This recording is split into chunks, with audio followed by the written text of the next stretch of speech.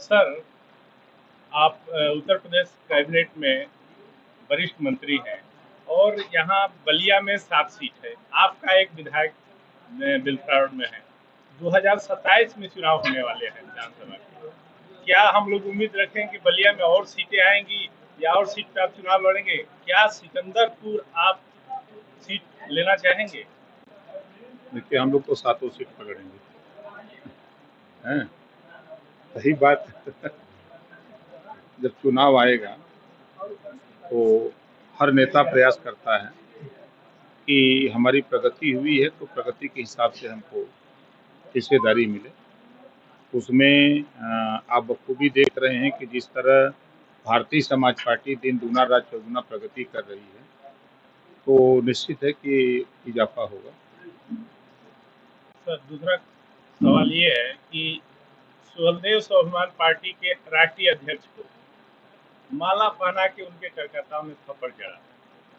उनका माने ये है कि आपके साथ ये हुआ है, इस पे आप क्या कहना चाहेंगे? देखिए, अखिलेश यादव जी पैसा देकर भारतीय समाज पार्टी को तोड़ने का प्रयास किए।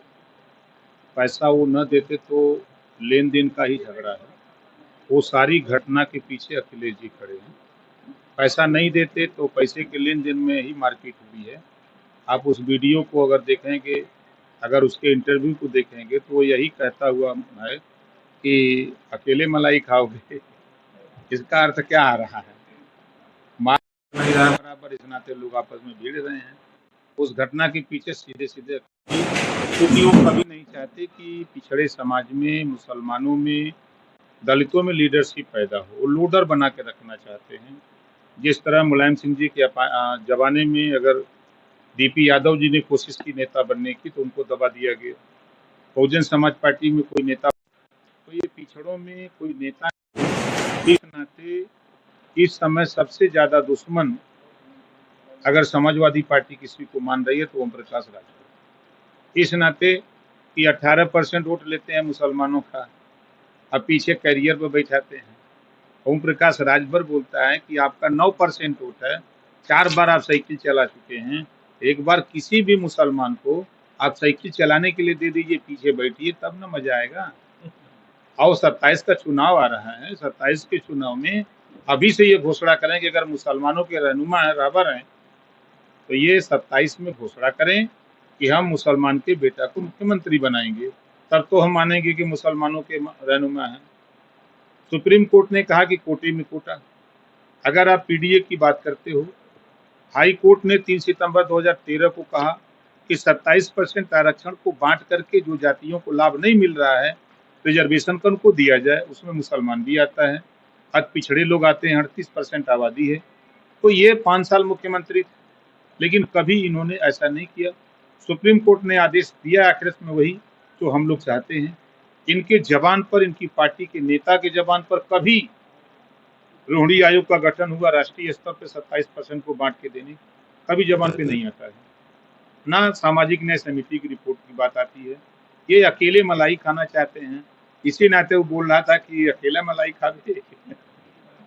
मंत्री जी, संजय भाई के भतीजी की शादी में यहाँ पूर्व मुख्यमंत्री लालू प्रसाद यादव आए थे, उस समय रेल मंत्री भी थे। उन्होंने एक प्रस्ताव दिया था कि सिकंदरपुर को रेलवे लाइन से जोड़ा जाएगा, इसको विकसित किया जाएगा। प्रस्ताव भी गया था, लेकिन उसके बाद ठंडे बस्ते में चला गया। आप क्या इस बात को आगे ले जाएंगे या कहीं सदन में उठाएंगे जिससे कि सिकंदरपुर को रेलवे से जोड़ा जा सके?